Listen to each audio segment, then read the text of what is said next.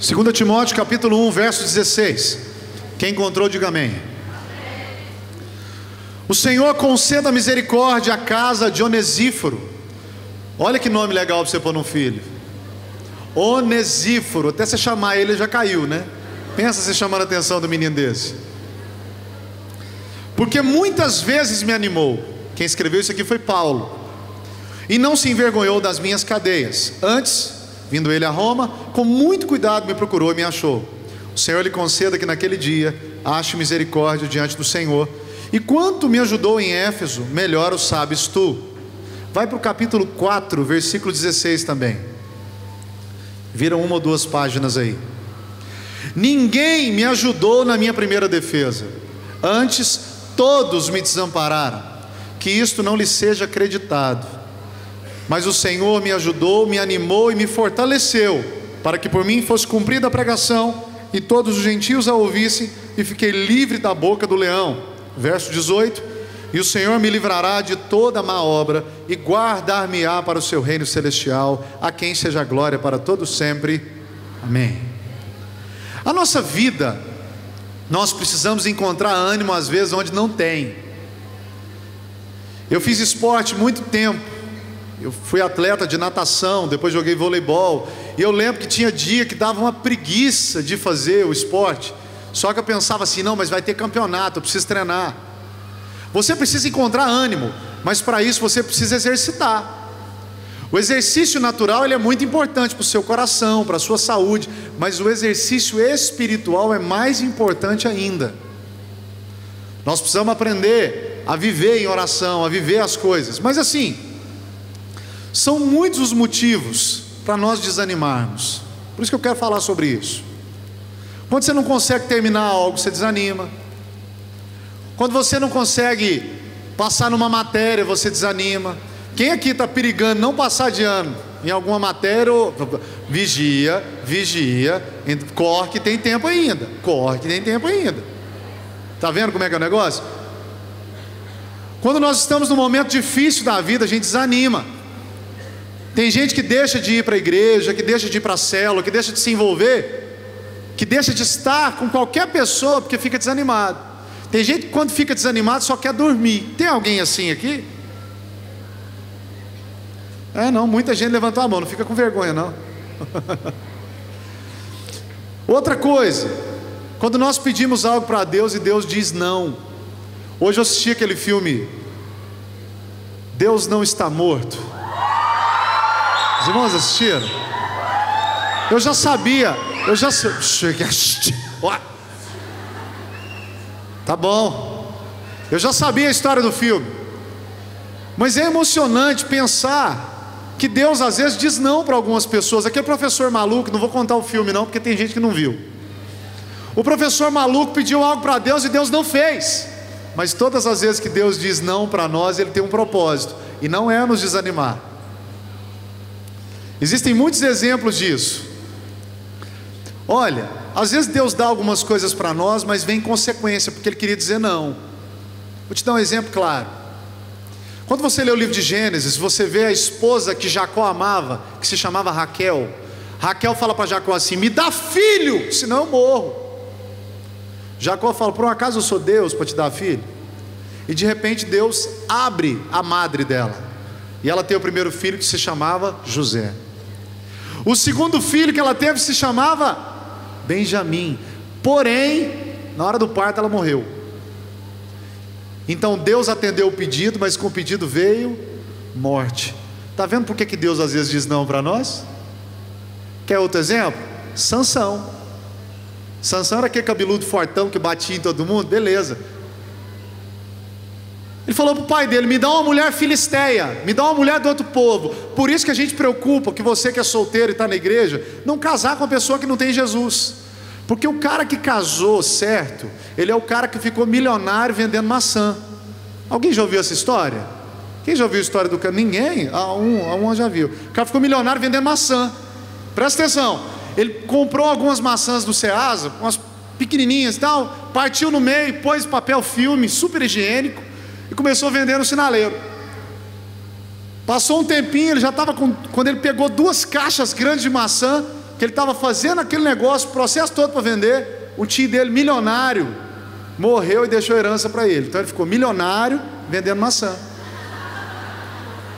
O cara que casa certo, a Bíblia diz que ele encontrou um tesouro que excede aos rubis. Uhul!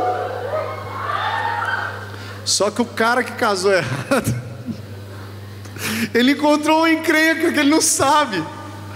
O pastor Cláudio Duarte está brincando na internet, falando que Jesus falou: eu até morro na cruz, mas casar não. Porque, gente, casar errado é ruim demais. Graças a Deus eu casei certo, porque eu casei com a minha melhor amiga. E eu vou te contar mais detalhe para frente. Quer outro exemplo de não de Deus? O filho pródigo. Por que Deus às vezes quer dizer não para nós? O filho pródigo chega para o pai, e a parábola do filho pródigo não deveria chamar a parábola do filho pródigo. Tinha que chamar a parábola do pai que aceitou o filho de volta. A palavra pai aparece 14 vezes. Então o pai é o personagem principal. Mas o filho pródigo fala assim: me dá minha herança aí que eu quero ir embora. E pródigo quer dizer gastador. Ele pega e vai e gasta. Chega no momento que ele quase morre de fome, se ele não arrepende e volta. Está vendo por que Deus diz não para a gente às vezes? Senhor, eu quero isso. Deus fala não, mas é para o nosso bem. Não é para nos desanimar. Não é para você falar assim: agora eu também não vou para a igreja, agora eu também não quero mais. Não é. Deus está querendo animar você e mostrar para você que Ele é soberano e Ele está no controle de tudo. Quem está me entendendo, levanta a mão esquerda aí. Tá bom. Mas deixa eu te contar um segredo. Existe uma fonte de ânimo. Essa fonte é Jesus. Fala amém. Amém. Mas Deus quer usar você para animar pessoas. Deus quer usar você para dar um sorriso para uma pessoa e a pessoa mudar de vida. Ah, pastor, sorriso não muda a vida de ninguém. Tem um pastor em Goiânia, de uma igreja, um doidão. Ele chegou drogado na igreja, maluco. Eu abracei ele, dei um sorriso para ele, falei: cara, seja bem-vindo. Ele olhou para mim e falou, anos depois, falou assim: ó, você sorrindo para mim me fez ficar na igreja. Está vendo que essas coisas são simples, mas nós podemos levantar pessoas, salvar pessoas. Então você tem que ser uma pessoa animada. Nós precisamos animar as pessoas com um abraço, com uma palavra, com um vai dar tudo certo. E muitas vezes vai dar tudo certo não é o que nós queremos. Eu ouvi muito isso num período difícil da minha vida. Dando algo que você precisa, às vezes está precisando de algo, mas você tem algo e tem uma pessoa muito mais necessitada, você dá para aquela pessoa aquilo. Sabe, você tem que estar disponível para o chamado de animar pessoas.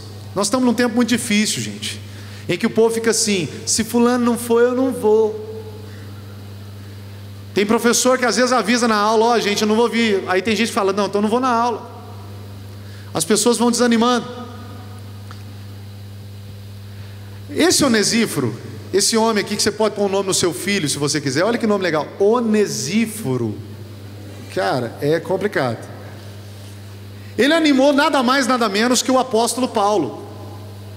Se ele não tivesse animado Paulo, gente, o que seria de nós? O que seria do Evangelho? Paulo escreveu 13 cartas do Novo Testamento. Se Hebreus, ninguém sabe quem escreveu, mas se foi Paulo é 14, mais da metade foi ele. É muito doido pensar nisso. Mas se tem uma coisa que é independente de talento, é que você tem que levantar pessoas, animar pessoas. Ah, pastor, esse não é meu talento. Meu talento é só ser líder de célula. O líder de célula é o maior animador que tem na igreja. É ele que incendeia a casa, é ele que o olho brilha, é ele que faz as coisas acontecerem. Por quê? Porque ele ora, ele jejua, ele prepara.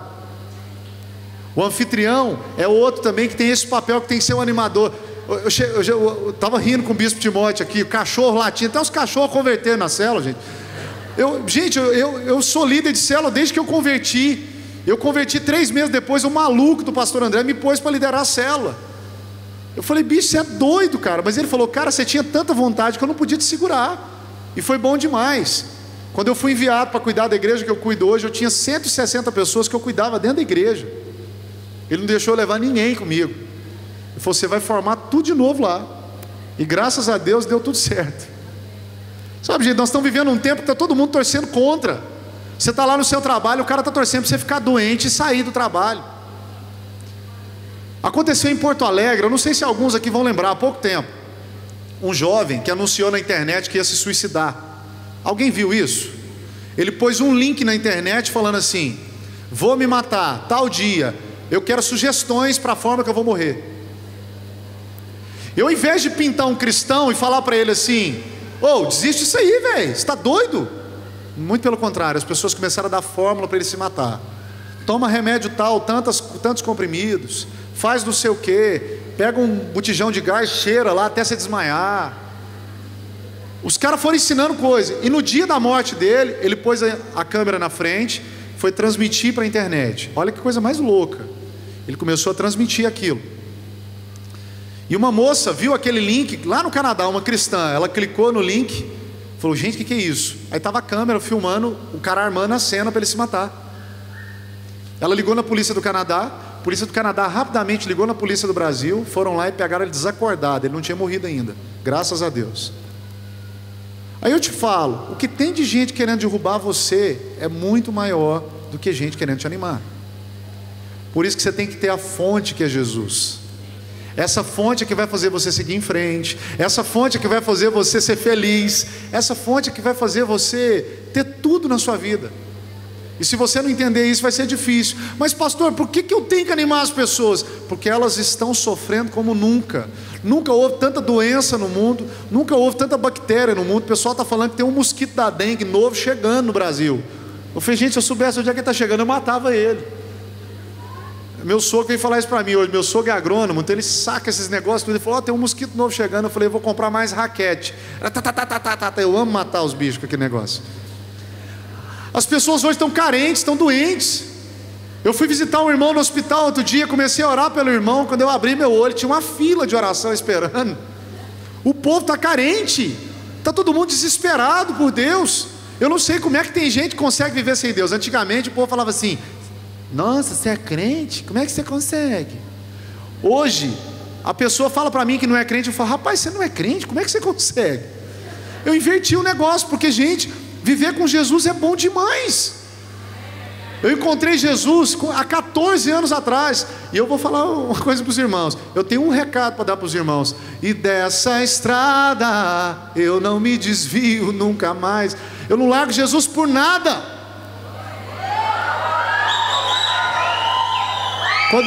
Quando eu comecei a namorar minha esposa, nós chegamos na igreja juntos 2 anos depois que a gente já estava namorando.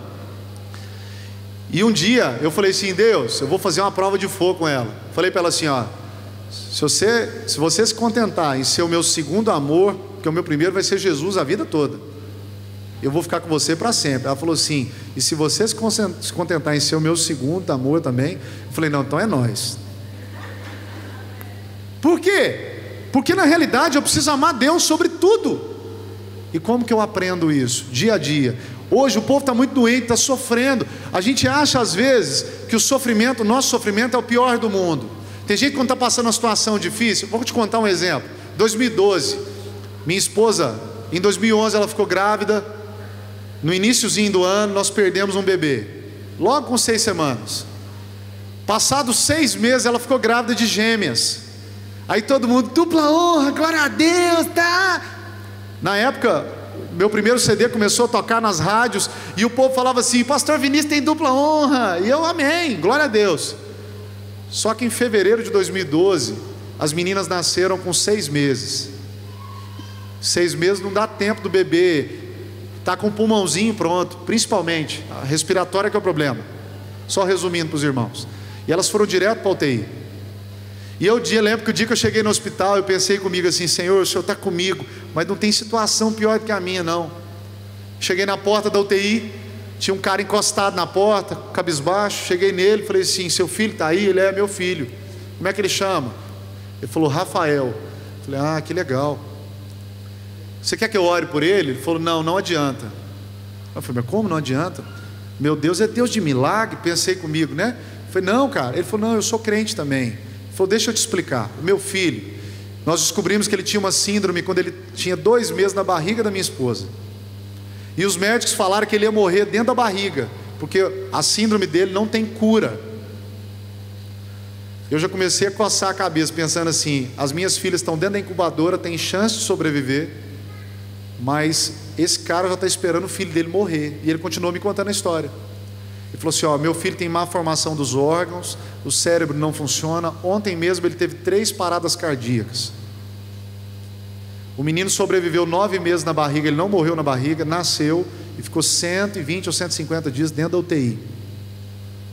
E os pais indo lá todos os dias, todos os dias. Eu pensava que o meu problema era o maior do mundo. Aquele cara sofreu muito. O filho dele não tinha chance de viver, as minhas tinham.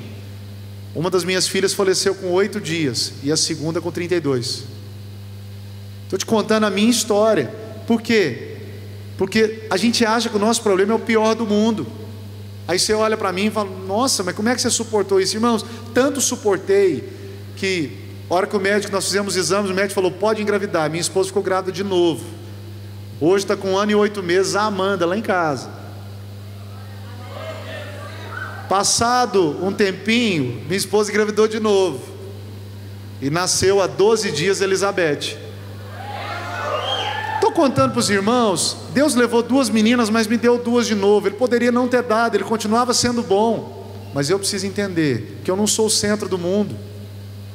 Você precisa entender que você não é o centro do mundo, mas você pode ser filho do dono do universo. Mas você tem que desejar isso. Eu preciso ter compaixão das vidas. O povo está morrendo, gente.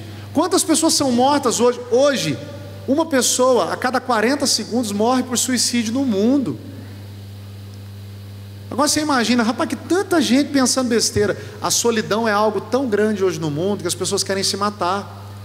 Tem mulher que chega uma idade, ela não casa, ela desespera. Tem homem que chega uma idade, ele não casa, ele desespera. Mulher mais, porque mulher é mais apaixonada, né? Lá em casa, eu acho que eu sou o mais apaixonado, sou mais maluco. Minha esposa também, mas eu sempre fui muito intenso. Mas nós precisamos entender isso. Eu lembro a primeira vez que eu entrei na igreja, irmãos, desanimado, triste. Aí eu comecei a ouvir uma canção lá. Quem estava tocando no dia eram os Inimigos do Ritmo. Pensa numa banda ruim. Pensa, cada um tocando num tom. O baterista achava que sabia tocar bateria, mas o cara começou a cantar uma música simples e eu desabei a chorar, não conseguia parar de chorar. Porque a música cristã, ela tem esse poder de tocar o seu coração e te lavar. E Jesus quer fazer isso com você. Ele quer escrever a sua história de novo. Talvez você pense: não tem jeito para mim. É claro que tem. Quando você está vivo tem jeito, depois que você morreu não tem jeito mais não. Então nós precisamos entender isso. A música cristã tem esse poder, mas a música secular tem um falso poder. Eu era músico no mundo até os 18 anos. E eu me lembro que todas as reuniões da minha família, o povo começava a cantar as mesmas músicas e chorava pelos mesmos motivos. A música secular, ela tem o efeito de droga. Traz alegria no momento. Principalmente música sertanoja, né? Impressionante. Quem gosta, o problema é seu. Mas ouve as cristãs que vão gerar vida. Mas por que eu tenho que animar pessoas? Porque existe Jesus para isso. Se eu não anunciar Jesus para as pessoas, o que vai ser? Tem pessoa da sua família que, se não ouvir falar de Jesus, o que vai ser dela? Tem gente que vai morrer. Eu preciso apresentar Jesus para as pessoas. E Jesus vem nos consolar, para a gente consolar a vida de outros. Você passou tudo isso com as suas filhas, eu passei tudo isso com as minhas filhas. Talvez você está pensando, para consolar a vida de outra gente. Talvez você está passando um momento que você está sem dinheiro e você está pensando que vai morrer. Talvez você está passando um momento que você perdeu uma pessoa que você amava e você acha que você vai morrer. Não vai. Uma irmã chegou em mim e falou: pastor, minha vida acabou. O que foi, minha irmã? Meu marido morreu. Eu falei para quem acabou foi a vida dele, a sua continua. Você vai sobreviver e você vai casar de novo. Misericórdia. 2 meses depois estava casado. Porque nós nascemos para viver, irmãos. Você está entendendo o que eu estou falando? Ainda saiu da igreja, ainda vontade de bater, né, irmã? Sabe, para viver no cristianismo nós temos que pensar na vida das outras pessoas, ajudar as outras pessoas, estar disponível. E eu quero que você saia daqui animado. Talvez você que ainda não fez essa decisão, animado a entregar a sua vida ao Senhor. Porque, gente, a melhor decisão da terra é entregar a vida para Jesus. Jesus faz a obra em você para você reproduzir. Você acha que o bispo, os pastores, os líderes estão satisfeitos com isso aqui? É muito bonito ver a igreja cheia, mas você acha que alguém está satisfeito com isso? Quantas pessoas na sua família que ainda precisam de Jesus? Tem gente que vai fazer assim: não. Sabe, irmãos, é muito sério. A obra é para fortalecer pessoas. essa obra que para fortalecer uns aos outros foi passada de Jesus para nós. Eu e você somos fortalecedores de pessoas. Essa semana, logo que eu saí do hospital fazendo o teste do pezinho com a minha filha, eu parei numa farmácia e eu comecei a falar de Jesus para as pessoas dentro da farmácia. E a moça olhou para mim e falou assim: você tem um brilho no rosto. Eu falei para ela: sabe o que é? Eu comecei a falar de Jesus. Comecei a falar rasgado: olha, Jesus ama você. Aí ela baixou a cabeça e falou assim: minha mãe é missionária. Eu falei: você é o quê? Ela ficou calada. Eu falei: filha, Deus está chamando você para Jesus. Deus está chamando você para ser apaixonado, desesperado por Ele. Aí ela falou assim: mas por que você é tão feliz? É só por causa de Jesus? Eu falei: olha, eu vou te dar 3 motivos. Primeiro, meu nome está escrito no livro da vida. Segundo, eu tenho um Pai no céu que sabe tudo que eu preciso. Em terceiro, eu tenho o Espírito Santo habitando dentro de mim. Eu falei: que mais eu quero para ser feliz? Aí ela: você tem razão, eu preciso ir para a igreja. Nós precisamos viver isso. A pessoa cheia do Espírito Santo, ela é sempre animada. Quer dizer que ela não vai ficar triste? Não. Quem aqui ficou triste essa semana? Uma vezinha. O mês mal começou, você já ficou triste, tá vendo? Mas você não pode ficar prostrado. Ai, também não vou fazer isso. Não pode. Você tem que seguir em frente. Amém, irmãos? O povo perguntava para mim quando eu perdi minhas filhas: você perdeu a coragem, né? Você não vai ter filho mais não, né? Será que sua mulher tem problema, ou você? Um dia eu virei para a pessoa assim: problema tem a sua língua. Ué, se pode uma coisa dessa, velho? Um casal de amigos que está em outro país mandou uma mensagem para mim assim: o que foi com as suas filhas? Eu falei: elas nasceram antes do tempo. Mas qual era a doença delas? Eu falei: não, elas não tinham doença, elas nasceram antes do tempo. Eu acabei de escrever, escreveu de novo: mas qual era a doença delas? Eu falei: gente, não é possível que eu não sou Mobral a esse ponto, não dou conta. Não dou conta. Eu parei de conversar com a pessoa. Depois a pessoa veio: por que você não está conversando comigo? Eu falei: olha para a nossa conversa. Estava lá no Facebook lá. Não é que nós não ficamos tristes, mas nós temos que nos levantar, porque nós nos levantamos na força, no ânimo da fonte que é Jesus. Amém?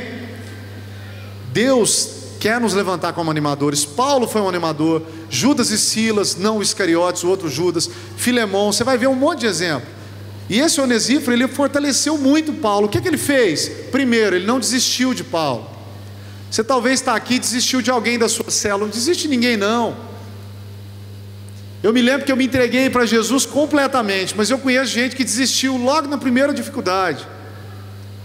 Eu fiquei tão apaixonado por Jesus. Quando eu voltei do meu encontro, gente, eu sei que os irmãos tiveram encontro esses dias. Quando eu voltei do meu encontro, eu parei na porta do centro espírita e falei: Jesus, faz virar uma igreja. O povo falou: você é doido. Eu olhava, eu vi uma lagartixa passando na rua, falou: o bichinho do Senhor, o Senhor criou. Eu fiquei maluco, apaixonado, porque eu falei assim: Senhor, o que o Senhor fez por mim não tem preço. E não tem mesmo. Esse cara, ele não desistiu de Paulo. Jesus trata as multidões individualmente. Tratou Marta, Maria, Lázaro, Zaqueu. Eu gosto muito de Lucas 19, que conta a história de Zaqueu, porque Zaqueu conta uma passagem da Bíblia diferente das outras. Normalmente as pessoas vão até Jesus, gritam por causa de Jesus. Jesus está passando e fala para Zaqueu: Zaqueu, vem, eu vou comer na sua casa. Jesus nunca falou que ia na casa de ninguém, a não ser que ele tivesse sido convidado. Ele se convida para ir. Sabe por quê? Jesus tinha pressa de salvar Zaqueu. E você está aqui hoje porque Jesus tem pressa de salvar você. Talvez você que não tem Jesus ainda, Jesus está com pressa de salvar você. Zaqueu provavelmente poderia morrer, mas ele foi salvo. Então nós temos que animar as pessoas individualmente. Hoje nós vivemos uma geração que desanima com qualquer coisa. Outro dia um policial falou para mim: está tudo tão perigoso que eu vou desistir. Eu falei: já imaginou se todos os policiais parassem, gente? Já imaginou se não existisse a Rotan? O povo só tem medo da Rotan, do choque, do giro. Talvez alguma outra aí que eu não conheço. Sabe, a melhor coisa do mundo é servir Deus, gente. E como é que as pessoas conseguem viver longe? Elas desanimam fácil. E eu outro dia falei para esse policial, falei: não, velho, Deus é com você, Ele que te guarda. Ele: eu não vou desistir mesmo não. Imaginou se desistisse? Sabe, nós podemos olhar para o céu e saber que nós vamos morar lá. Se você já assistiu aquele filme ET, o Extraterrestre, você pode olhar para o céu todo dia e dizer: minha casa. A nossa casa é lá. A nossa casa não é aqui, amém? Esse é um papel nosso. Então você tem que dizer sempre às pessoas: Deus te guarda. Onesíforo muitas vezes animou ele. O texto fala que ele não desistiu. Gente, Paulo, que era Paulo, ficava desanimado. Você não vai ficar? Mas você não pode deixar o desânimo tomar conta de você. Você não pode deixar o desânimo te frear. Segunda coisa, Onesíforo não fugiu dos problemas de Paulo. Sabe o que eu fico pensando? O que é o meu medo hoje? Outro dia eu vi um testemunho de uma menina que era homossexual, uma moça. E ela começa a chorar contando como Jesus mudou a vida dela. Ela começa a chorar sem parar, falando assim: as pessoas que vieram para perto de mim tiveram misericórdia de mim. Se um travesti entrar na igreja hoje, sentar do seu lado, tem gente que levanta e sai. Tem um pastor que há um tempo atrás, ele se vestiu de mendigo. Ele comprou a roupa do mendigo na rua, vestiu e chegou na igreja, entrou, sentou, o povo tudo longe dele, ninguém sentou perto dele.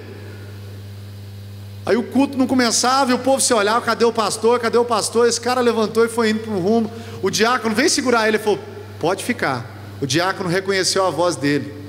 Ele pegou o microfone e falou assim: hoje eu vou falar para vocês sobre compaixão. Nós precisamos ter compaixão. Nós não aceitamos o pecado, mas o pecador é muito bem-vindo para ser transformado. Você talvez está vivendo vida de pecado, mas você é muito bem-vindo a entregar sua vida a Jesus e transformar a sua vida. Amém? Nós precisamos amar as pessoas, gente. Há pouco tempo eu contei o meu testemunho da minha vida sentimental.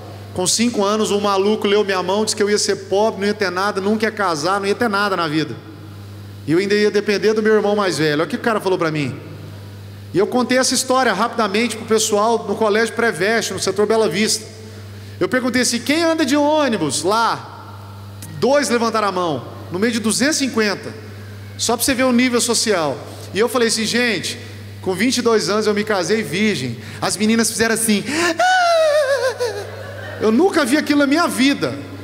Eu falei: gente, eu escolhi esperar, porque isso anima a juventude, anima você que ainda não fez besteira a se guardar. Porque quem fala para você hoje assim: faz o que você quiser, curte a vida, não te conta que vai ter um monte de fantasma. Eu aconselhei um jovem outro dia, que dormiu com muitas mulheres, e ele falando assim: pastor, eu não consigo, eu casei, mas a minha mente está presa, eu não consigo deixar de pensar nas coisas passadas. São fantasmas. Ninguém conta essa história. Ninguém conta que você vai ficar ligado à pessoa pro resto da vida. Ai, mas eu vou orar. Mesmo que você ore, você dormiu com a pessoa, mas Jesus faz novas todas as coisas. Ele pode te curar disso, mas você precisa decidir. Sabe, nós animamos as pessoas e elas resolvem os problemas delas. Nós precisamos fazer isso. Elas fazem as próprias escolhas. Existe um texto em Josué capítulo 2, você não precisa abrir, que conta que os espias entraram em Jericó. Quando eles entraram em Jericó, eles foram parar na casa de Raabe. Raabe, segundo a escritura, era uma prostituta. Na casa de uma prostituta, ninguém ia pensar: pô, tem homem entrando e saindo. Ninguém ia saber. Eles foram se esconder lá, apesar de não fazer nada errado. Mas a Bíblia diz que a casa dela era em cima do muro. Olha que aplicação tem para a nossa vida. Quantas áreas da sua vida ainda estão em cima do muro? Tem crente cristão que às vezes começa a querer andar com Deus, mas aí fica assim: peraí, eu estou em Jericó, mas eu quero a terra prometida. Você precisa aprender a ser obediente. Tem gente que quer pegar parte da Bíblia, rasgar e jogar fora. Você tem que viver toda a Bíblia. Sabe por quê, irmãos? Quem já assistiu algum tutorial de alguma coisa na internet? Um tutorial de bateria, de biscuit, de bolo. Tem tutorial hoje até de fazer bomba. É impressionante como tem tudo na internet. Jesus escreveu um tutorial para nós, irmãos. É como se ele tivesse sentado na frente de uma câmera e ensinado tudo através disso aqui, ó. Se eu não viver o que a Bíblia diz, não adianta nada, irmãos. Isso aqui é um tutorial para você viver com Jesus a vida toda. Por que fulano desviou? Porque não assistiu a aula, não viu o tutorial. Terceira coisa que Onesíforo fez: ficou perto de Paulo. Essa pessoa que te convidou para estar aqui hoje, ela vai ficar perto de você. Sabe por quê? Porque a sua vida vale mais do que o mundo inteiro. Você tem que entender isso, para não deixar você desanimar nunca. Quarto, Onesíforo, o nome do seu filho, ele serviu o seu filho mais velho. Ele serviu Paulo.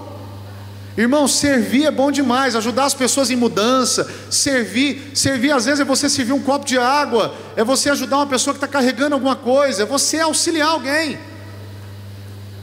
Eu lembro que minha esposa teve que me aprender a dizer não, me ensinar a dizer não, eu tive que aprender.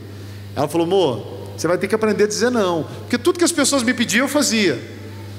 Quem é o irmão? Tem um irmão que faz tudo aqui na igreja, deve ter, né, bispo? Tem aquele irmão que você fala, ele nunca diz não. Mas minha esposa falou assim: ó, esse negócio está até demais. Tinha dia que eu estava com a minha família, uma pessoa pediu uma coisa e eu ia fazer. Ela falou: não, está errado. Você tem que aprender a dizer não para outras pessoas se levantarem também. Você não vai abraçar o mundo inteiro e não vai fazer tudo de uma vez, sozinho. Graças a Deus, minha esposa às vezes me dá uma ajudada nisso. Servir as pessoas, ajudar. Tem gente que às vezes está vendo o outro passando dificuldade, tem dinheiro, mas parece o tio Patinhas. My precious.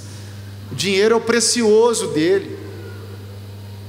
Sabe, irmãos, nós não temos que ser apegados em nada. Nós temos que aprender a nos desprender de tudo, porque fé não é sentimento, é serviço. Você tem fé, você tem que começar a fazer. Quer ver um exemplo de fé esdrúxulo? Torcedor de futebol. Tem torcedor do Vila aqui? Aí, ó. Isso é um exemplo claro de que tem fé. Porque o time está morto, o cara está acreditando nele, ó. Não é verdade, irmãos? Os vilanovenses reconhecem.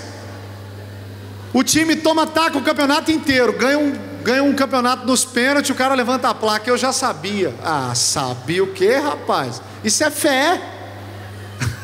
É terrível isso. Acredita tanto no time que vai atrás. E você acredita em alguém? No início do cristianismo, 2 caras acreditaram em Paulo. Na realidade acreditaram em Saulo, e ele se tornou Paulo, que foram Ananias e depois Barnabé. Oh, irmãos, como eu preciso acreditar em gente. Uma mulher, um dia Deus deu uma visão para ela, falou para ela assim: ó, você vai ganhar a Coreia do Sul. E ela saiu pregando. Yeah! Só que ela adoeceu aos 60 e poucos anos e estava no leito de morte, começou a chorar. Deus esqueceu de mim. Ele me falou que ia me dar a Coreia e eu só ganhei um menino para Jesus. Ela ganhou um menino de 13 anos para Jesus. Esse menino se chama David Paul Yang Shu, pastor da 2ª maior igreja do mundo.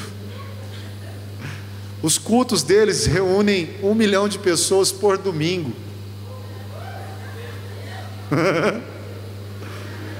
Você tem que acreditar em pessoas. Você tem que acreditar no seu vizinho, mesmo que seja aquele cara chato com som alto.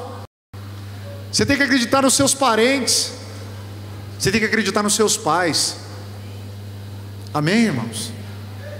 Pastor, mas como é que eu animo as pessoas? Com um olhar, com um abraço, com um toque, com uma atitude. Provérbios 15:30 diz que a luz dos olhos alegra o coração e a boa notícia fortalece os ossos.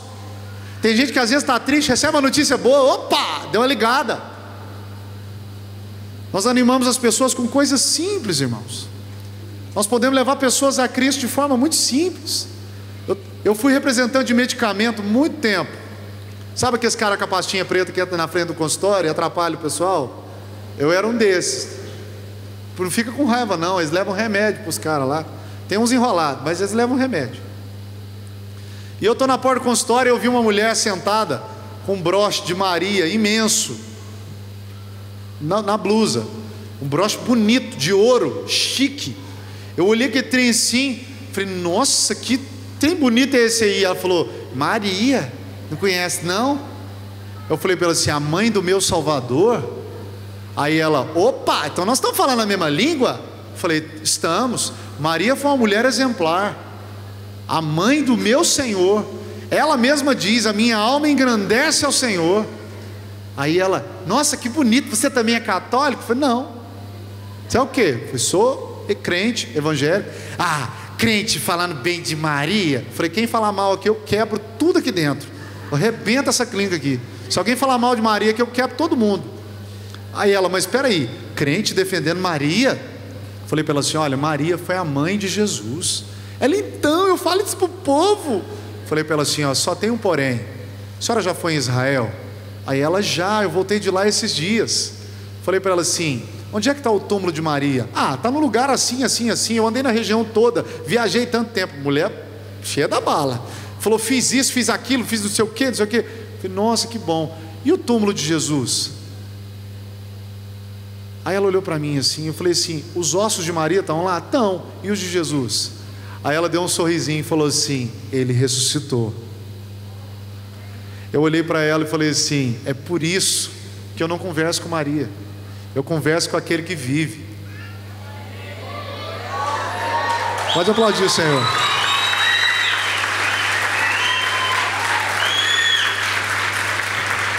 A melhor parte da história eu não te contei. 6 meses depois eu estava na rua, eu tinha pego minha pasta, jogado num canto assim, minha pasta vivia arranhada, porque quando eu via uma oportunidade de falar de Jesus, eu jogava a pasta no canto assim e começava a falar. Joguei a pasta no canto e estava marcando a data de um casamento de um casalzinho que estava transando antes de casar. Eu chamei o casalzinho e falei assim, ó, vocês vão casar. Cadê? Dá o calendário. Peguei o calendário, marquei a data do casamento deles. Irmão, eu sou meio maluco, sou meio profeta, então eu vou falando os tempos, falei, ó, marquei, eles casaram mesmo. Graças a Deus, estão juntos até hoje, já tem filho. Eu estou falando de Jesus para aquela moça, pegando pesado com ela, o meu telefone toca. Vinícius, oi, aqui é dona fulana. Tanto de gente que eu converso, falei, lá sei quem é. Pensei, deve ser paciente. Como eu visitava médico, às vezes o médico mandava uma paciente me ligar para poder dar o remédio. Ela falou assim, não, eu sou a dona fulana que conversou com você na porta do consultório. E foi só ficando pior a conversa. Eu visitava 20 consultórios por dia, eu conversava com todo mundo. Aí ela falou assim, não, eu sou aquela senhora que nós conversamos sobre Maria. Me deu a luz. Falei, oi, como é que a senhora está? Ela falou, não, estou te ligando só para contar uma novidade. Falei, me conta. Ela falou assim, eu entreguei minha vida a Jesus, e esse final de semana eu estou passando pelo encontro com Deus.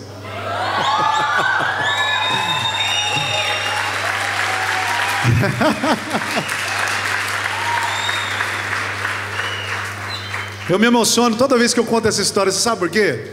Nós não sabemos para quem nós estamos falando, mas nós precisamos animar pessoas, nós precisamos anunciar a salvação. Pastor, mas como é que eu animo as pessoas? Palavra, não é falar muito. Aprenda a usar a sua boca cheirosa para abençoar. Tem gente que está precisando bater baigon na boca, de tanta besteira que fala, está saindo bicho aí da boca. Cuidado. Quando eu digo isso, gente, hoje eu conversando com a pessoa no telefone, a pessoa soltou um palavrão. Aí eu falei assim, precisava desse palavrão? Não tinha uma expressão mais bonitinha para falar, não? Pessoa da minha família. Eu puxo a orelha minha, porque não tem lógica. A nossa boca tem que proferir coisa que gera vida. Quem está me entendendo aí? Segundo, exemplo. Eu preciso dar exemplo bom. Um dia o pai disse para o filho, meu filho, cuidado onde você está andando. Ele falou para ele, cuidado você, papai, porque eu só ando onde você anda.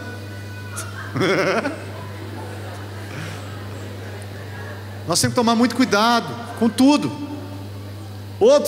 Outra forma de animar as pessoas, alertando elas. Eu preciso avisar as pessoas que não vai ser fácil, mas vai valer a pena elas permanecerem. No dia que eu preguei nessa escola lá no Preveste, e eu vou voltar a fazer esse trabalho agora ano que vem nós vamos arrumar o dia certo, e uma vez por semana eu vou estar com eles lá. Eu falei assim, gente, vale a pena esperar. Eu olho para minha esposa hoje, eu posso dizer para ela, você é única. Eu olho para minha esposa hoje e posso dizer para ela assim, eu nunca quero ter outra mulher na minha vida. Eu posso olhar para ela e falar assim, você é a única na minha vida. Eu vou chegar velhinho, quero ficar velhinho do lado dela e falar para ela assim, você é única. Isso é maravilhoso, eu poder te alertar, você que não fez nada ainda, você que ainda não tem nada de errado nesse sentido, que você precisa andar na linha. Por isso você tem que estar na célula, envolver com a igreja, ocupar sua mente com coisa boa para não pensar besteira. É assim que o jovem tem que fazer. O Salmo 119 fala como é que o jovem permanece guardando a palavra. A palavra é vida para nós, irmãos. Quem está me entendendo aí, fala amém. Outra forma de animar a pessoa, eu já estou caminhando para o final, dando presente. Ô gente, como é bom ganhar presente de aniversário. Dia 14 é o meu, fica à vontade, tá? Vou até dar o número da minha conta. Brincadeira. Mas não é bom ganhar presente? Eu gosto mais de dar presente do que de ganhar. E um presente que eu mais gosto de dar para as pessoas é falar de Jesus, porque isso é um presente. Eu me lembro quando eu comecei a ser consolidado, eu fiquei tão apaixonado por Deus, eu não entendia por que Deus fez aquilo por mim. Eu não entendia por que eu merecia aquilo. Outro exemplo de animar as pessoas, chorar, sorrir com elas. Tem gente que às vezes não sabe o que falar. Por exemplo, em velório. Quem não sabe o que falar quando chega num velório para abraçar a pessoa? Tem gente que fala assim: meus sentimentos, meus pêsames. Tem gente que não sabe nem o que é pêsames. Tem um cara que ele estava tão louco, tão maluco, que um dia ele foi cumprimentar uma pessoa lá, dar um abraço na pessoa que tinha morrido. Ele olhou, abraçou e falou assim: meus parabéns. Desculpa. Tem gente que não sabe o que falar. Outra forma de animar a pessoa, defendendo a honra dela. Irmãos, se tem uma coisa que eu não aceito na igreja que eu sirvo, chama-se fofoca. E fofoca tem em todo lugar, porque as pessoas gostam de falar. Outro dia um irmão chegou em mim na igreja: pastor, preciso te contar uma coisa. Nossa, você sabia? Eu odeio essa frase. Falei: me fala, irmão. Sabia, não sei o que é não, fala aí. Falei: não, é o seguinte, irmão fulano está enrolado com a irmã fulana. Quem te falou, você viu? Não posso contar quem contou o santo, não. Falei: aquele irmão que está ali? Pastor, mas não fala para ele não. Vem cá, conta para ele. O cara, vê um cara 2 metros de altura. O que é? Aí contou para ele. Falou: tu tá ficando louco, velho? A menina é minha prima e não sei o que, e virou uma confusão. O cara chegou em mim: pastor, tá me expondo? Falei: tô te expondo não, eu quero te sarar, para essa língua sua ficar limpa, parar de falar dos outros. Esse irmão não aguentou ficar muito tempo na igreja não, foi dar trabalho em outra igreja. Deixa ele lá. Mas por que nós não animamos as pessoas? Por que às vezes eu não quero nem abrir minha boca para falar de Jesus? Primeiro, egoísmo. Quem guarda para si algo tão precioso como Jesus, irmãos, nós não merecemos nada que Jesus fez, mas quem quer guardar só para si está muito errado. Nós precisamos pensar mais nos outros. Segundo motivo pelo qual eu não animo as pessoas: nós achamos que para ajudar alguém eu tenho que estar bem. Não, hoje eu não acordei bem não, então, hoje eu não vou para a célula. Reage, Batman. Sabe, irmãos, pode ter isso não. No momento que eu mais ajudei pessoas, que eu mais preguei, que eu mais aceitei convite, foi na época que as minhas filhas faleceram. Que eu falei assim: o que eu passei, as pessoas vão ser consoladas com isso. Aí você olha para mim: como é que você está com esse sorriso no rosto? Irmãos, Deus é Deus de restauração. Ele deu, Ele tirou. Tem filho que a gente não gera para nós, gera para Ele. Quantas famílias já perderam filhos? Às vezes até nasceram, cresceram, aconteceu alguma coisa, uma tragédia. Outro motivo pelo qual nós não ajudamos as pessoas, porque a gente quer transferir responsabilidade. Tem um texto ainda em 1 Timóteo que fala que a igreja tem que cuidar das viúvas, que são realmente viúvas. Hoje tem o INSS, ajuda muito, não é como antigamente. Mas um dia um cara pegou um mendigo na rua e falou: vou te ajudar, cara, vem cá. Abraçou o cara, pôs no carro, chegou na porta da casa do pastor: toma, pastor, mendigo para o senhor cuidar. Vai ajudar quem, meu filho? Transferindo responsabilidade? Você que pegou um mendigo, leva para casa. Tá doido?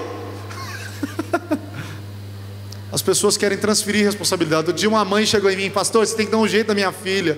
Eu falei: moça, eu tenho que dar um jeito nas minhas, não na sua.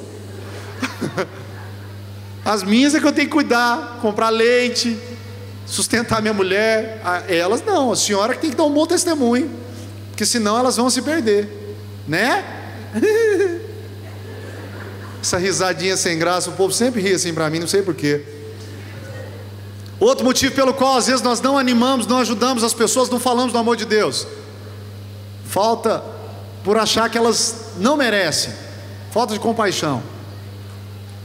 Eu conheci um cara que ele era pobre, ele ficou rico, só que as pessoas não ajudaram ele quando ele era pobre.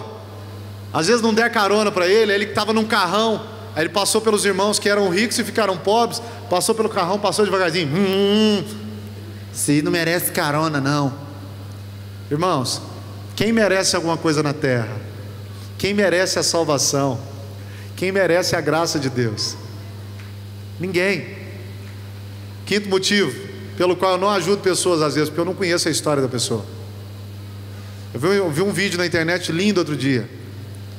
O cara está fazendo um churrasco, aí ele começa a dar carne para os funcionários, e tem um funcionário que está caladinho lá, eles fazem uma brincadeira com ele, pega só muxiba e dá para ele, osso, muxiba e dá para ele. Aí ele começa a chorar, mas ele não vê, está embalado, ele começa a chorar e fala assim: gente, muito obrigado, porque lá em casa a gente já não come carne há 2 meses, porque minha esposa está doente. E os caras começam a se arrepender da brincadeira que fizeram, tiram da mão dele e vão dando as carnes, tudo para ele. A gente não conhece a história das pessoas. Eu tinha raiva do menino na igreja que dava trabalho. Eu descobri que ele tomava 5 tipos de remédio diferentes. Eu fiquei com vergonha, gente. Eu não sabia que o menino era especial. Nós às vezes não ajudamos pessoas porque não conhecemos a história delas. 6º motivo pelo qual não ajudo pessoas: ingratidão recebida. Ah, fulano foi ingrato comigo, eu ajudei ele pisou na bola, também não ajudo mais ninguém. Está errado. A Bíblia diz que eu tenho que perdoar até 70 vezes 7 para perder a conta de quantas vezes eu perdoei. Outro dia uma pessoa perguntou para mim na igreja: até quando você vai perdoar o irmão fulano? O irmão fulano já pisou na bola várias vezes. Eu falei assim: pergunta para Jesus. Gente, a Bíblia responde tudo para nós. A Bíblia responde tudo para a gente. Igreja recebe todo mundo, gente. Tem ex-picareta, tem ex-isso, ex-assassino, ex um monte de coisa. Graças a Deus tem um monte de ex. E a história desses ex vai mudar a vida de muita gente. Amém, irmãos? Igreja recebe todo mundo. Até no meio dos discípulos de Jesus tinha um demônio, o Judas Iscariotes lá. Demônio, foi ele que entrou no demônio. Ele era tão endemoniado que foi ele que entrou. Sabe? Ele ouviu os sermões que Jesus deu. Pedro se tornou quem se tornou. Eu fico louco com isso aqui. Agora, você vai deixar de ser generoso porque alguém pisou na bola com você? E por último, o que nós ganhamos ajudando as pessoas? Primeiro, você vai colher tudo que você plantar. Tudo que nós plantamos, nós vamos colher. Nós vivemos no planeta Terra. Tudo que a gente semeia aqui, nós vamos colher. Você está entendendo? Plante um sorriso, plante uma palavra de vida, plante nesse amigo que você trouxe aí, sabe? Fala para ele: olha, eu quero estar junto com você, eu quero te ajudar a ser cristão, eu quero te ajudar a permanecer. Segunda coisa que você ganha ajudando as pessoas: misericórdia de Deus. Mateus 5,7: felizes aqueles que têm misericórdia, porque Deus terá misericórdia deles. Sabe, irmãos, nós precisamos ser mais misericordiosos. E por último, nós ganhamos irmãos. Em todo tempo ama um amigo, e na angústia nasce o irmão. Provérbios 17:17. Esse é um dos textos que eu mais gosto, porque hoje eu tenho amigos que são mais chegados, às vezes em alguns momentos, que meu irmão. Eu tenho um irmão só. Sabe, irmãos, as pessoas mais difíceis de nós animarmos na nossa vida são os nossos pais, filhos, as pessoas que estão próximas de nós. Jesus foi o maior fortalecedor de vidas. E nós precisamos reprogramar nossa mente, porque nós precisamos nos dar muito mais do que receber. Quem está me entendendo, levanta a mão direita aí, só para ver. Vou te contar umas últimas histórias só para a gente terminar. Eu trabalhei numa multinacional e nós começamos um trabalho, uma célula dentro da empresa com 4 pessoas. Eu, um amigo de uma igreja de Belo Horizonte, outro da Batista da Lagoinha e outro da Igreja Batista de Salvador. E nós começamos a falar de Jesus, cantar, tinha um irmão, nós descobrimos que ele era pastor, mas ele estava infiltrado no meio da diretoria da empresa. Ele levava teclado, levava violão, a gente ficava adorando lá. E todo ano a convenção da empresa reunia 2.000 funcionários, 1.000 funcionários, não lembro quanto tempo. Eles fechavam o Credit Card Hall, fechavam lugar grande e contratava banda pesada. Colocava Engenheiros do Havaí, Barão Vermelho, só banda secular, só banda esquisita e que cobrava caro. Chegaram a pagar 250 mil para uma banda que foi lá uma vez, numa noite. A empresa não tinha dó de gastar dinheiro. Era a maior do Brasil e a segunda maior da América Latina. Então dinheiro para eles não era problema. E eles nós começamos a fazer aquele trabalho, e todo ano tinha essas reuniões, e a gente fazia. Durante 2 anos eu fiz essa célula dentro da empresa junto com esses amigos. Quando eu saí da empresa, tinham 26 pessoas na reunião. Nós começamos com 4. Eu saí, alguns amigos permaneceram. Um dia um amigo meu me liga chorando de lá: cara, eu preciso te contar uma coisa que aconteceu. Me conta, cara. Hoje tinha 56 pessoas na reunião. O diretor até veio e falou: o que vocês estão escondidos? Eu quero essa reunião no plenário. Na próxima reunião todo mundo é obrigado a participar, porque depois que vocês começaram a orar aqui dentro, a empresa começou a vender como nunca vendeu. Não parou por aí não. Uns 3 meses atrás eu abri meu Facebook e eu vi que aqueles amigos estavam reunidos num lugar, e eu vi eles abraçados com algumas pessoas. Eu falei: cara, quem são esses? Eu descobri que a última convenção nacional da empresa foi no Caribe. Olha que coisa louca, podia estar lá, né? Mas eles levaram uma banda chamada Oficina G3 para tocar no congresso. Aonde Jesus é plantado, gera fruto. Talvez Jesus está precisando fazer isso no seu coração, mas você precisa tomar uma posição. Sabe por que eu estou dizendo isso? Estou dizendo isso principalmente para você que hoje está nos visitando. Quando eu digo luz, eu sou luz para os povos, então eu me sinto em casa. Imagine que você tivesse R$86.400 todos os dias na sua conta.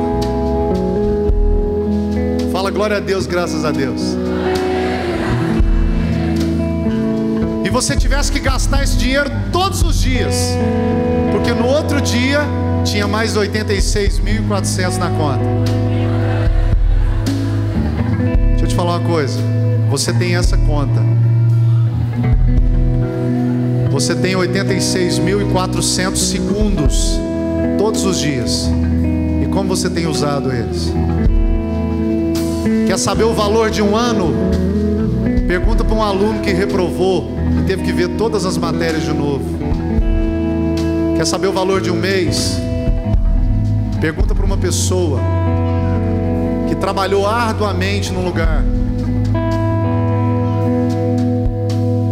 Quer saber o valor de um mês? Pergunta para uma mãe que o filho prematuro nasceu, e se tivesse ficado mais um mês dentro da barriga não seria prematuro. Quer saber o valor de uma semana? Pergunta para alguém que trabalha na bolsa de valores, como muda tudo. Quer saber o valor de um dia? Pergunta para alguém que trabalha 24 horas e folga 24. Quando a pessoa pensa assim: agora eu vou descansar, já está na hora de trabalhar de novo, porque fica tudo invertido. Quer saber o valor de uma hora? Pergunta para alguém que se perdeu em algum lugar e precisava chegar em outro. Quer saber o valor de um minuto? Pergunta para alguém que perdeu um avião e teve que esperar horas para sair de novo. Quer saber o valor de um milésimo? Pergunta para um atleta que foi medalha de prata na Olimpíada. Sabe por que eu estou falando isso? O tempo é o bem mais precioso que Jesus nos dá. E se você não usa para Ele, muito complicado. Observe o que eu vou te falar. Passado na nossa vida fala de tempo, mas passado é história. Você não tem como mudar ele. Futuro é um mistério, porque a gente não sabe. O hoje é uma dádiva de Deus. E talvez hoje seja o dia da sua vida, por isso que ele se chama presente. Hoje eu tenho um presente para oferecer para você. Você pode ficar de pé no seu lugar? Por favor.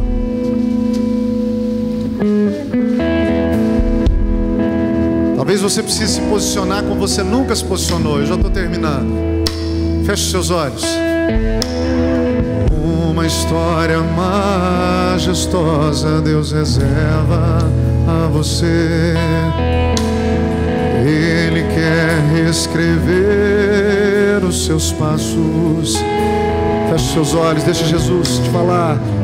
Uma história nova Deus reserva a você.